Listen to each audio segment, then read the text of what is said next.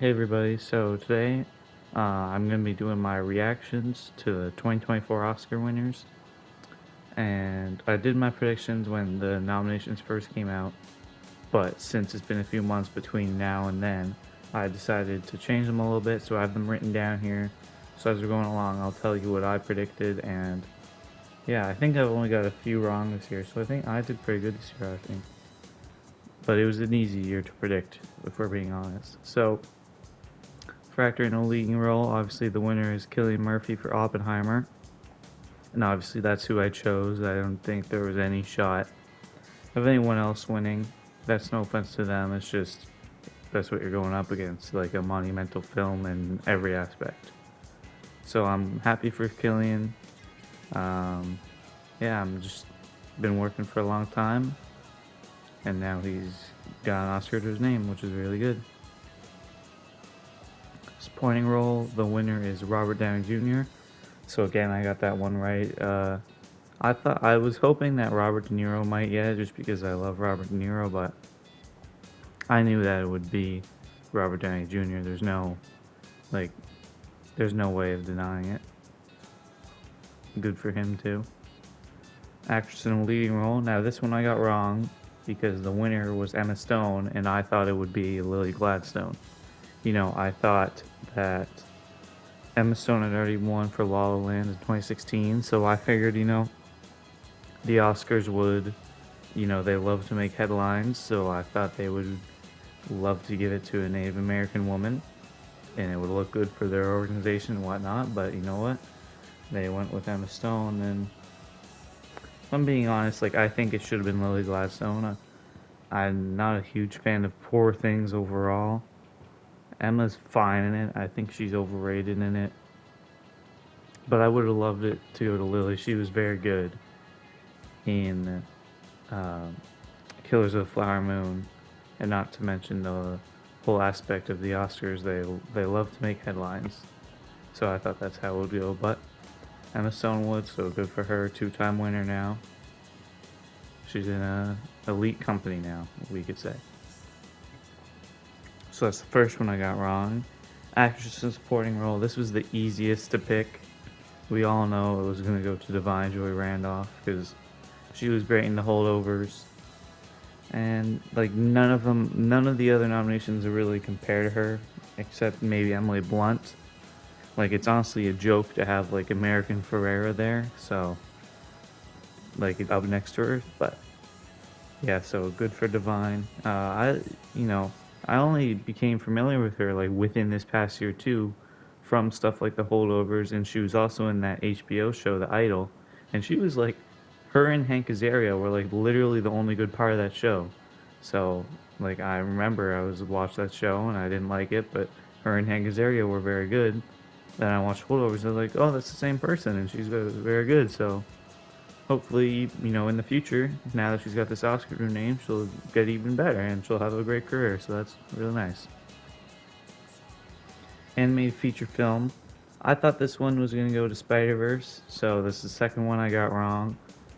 This was a toss-up, obviously, between The Boy and Heron and Spider-Verse, because you have uh, you have a great director in Hayao Miyazaki who hasn't got his due in this category. But Spider-Verse was just such an insane film, and you know, Spider-Verse won in 2018, so I think that counted for something. And there's this is supposedly the last film from Miyazaki, but I don't think it will be. But this one was a toss-up, and at the end of the day, both films are great, so it doesn't really matter. But congrats to The Boy and the Heron because they won.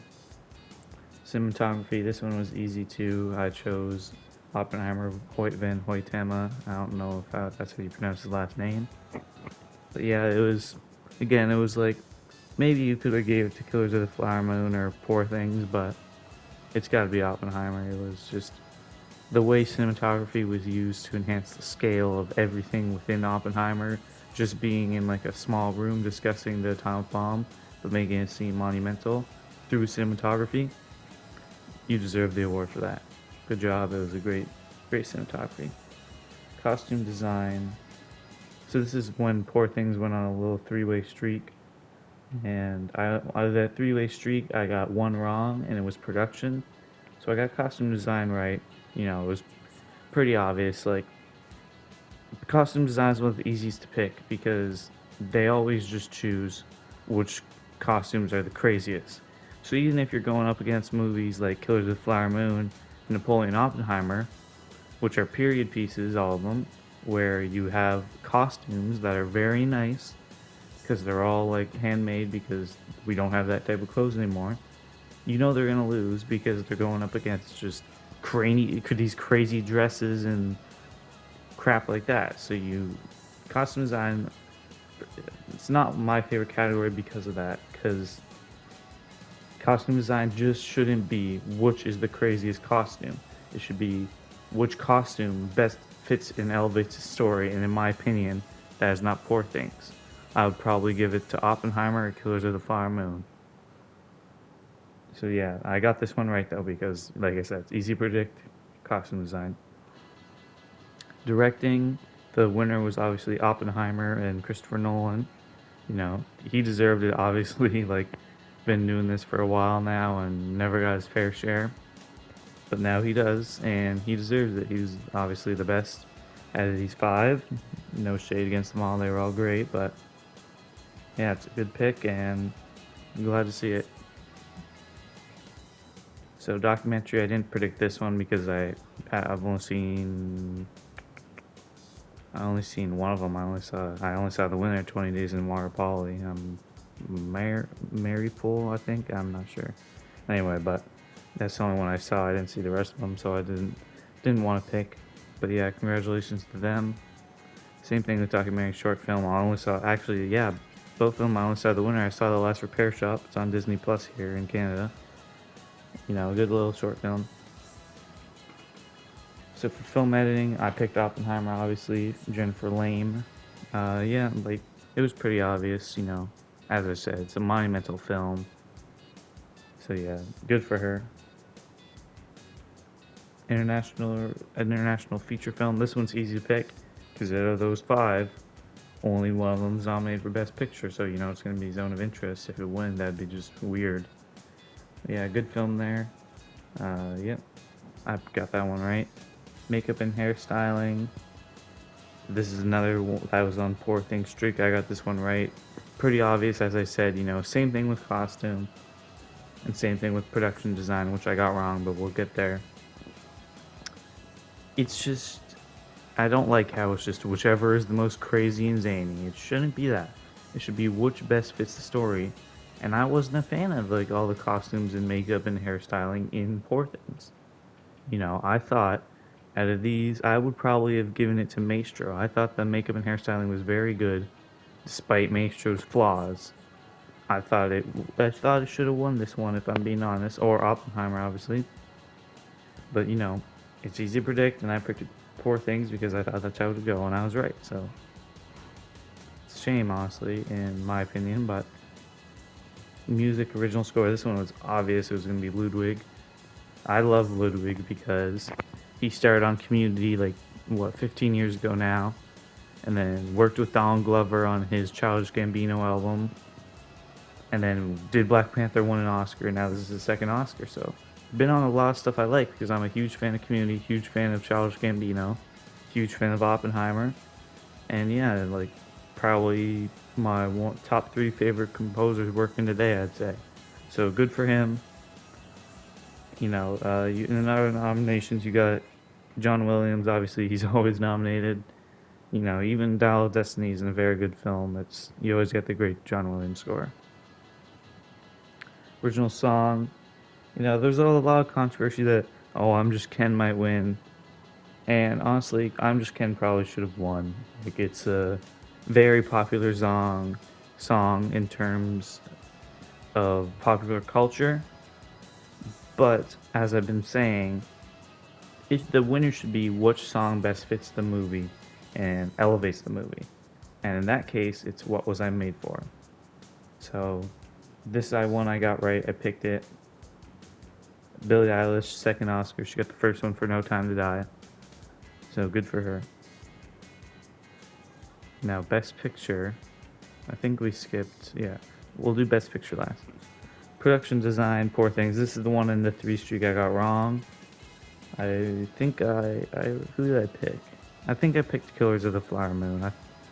No, yeah, Oppenheimer should have got this one. Like, how does Oppenheimer not get this? I don't know. They literally built rooms and make bombs. It's insane how this one didn't get it, but nope, because Poor Things got this crazy zany look, it wins, and that's something I disagree with, as I said. So that's another one I got wrong. Didn't pick animated short film. Didn't do live action short film. For sound, this one I got right. I picked Zone of Interest. And yeah, like this one was not easy one to pick. All the sound designs are great in this. I thought the creator could have got it. Oppenheimer, obviously. Oppenheimer probably should have got it. Just again, like Oppenheimer should have won everything, if we're being honest. It was a monumental film. Instant classic, will be remembered for generations. And no offense against the Zone of Interest, but I think Zone of Interest is one of those movies, like every year there's like one or two or three like very acclaimed movies at the awards that you don't remember them because they're only there for awards. Like, not to say they're Oscar bait, but it's just they don't really have much else to them. They're not classics, they're not going to be remembered, and they're not quotable. Obviously, Zone of Interest isn't quotable. It's a poignant movie, but I think there's movies that don't get remembered. Like, think about it. Of last year, you can probably only name, like, out of the 10 Oscar nominees for Best Picture, you probably can't even name, like, all of them off the top of your head. I know I couldn't. But, yeah, so Zone of Interest won this one. I think that's a fine win. I got it right. Visual effects, I got this one right. Godzilla -1. They deserved it. That's a very good looking. I would like to see it go to the creator. I thought that was great, too, but good from Godzilla -1 and their team. Adapted screenplay. This one I got wrong. This is like the biggest one out of the ones I got wrong.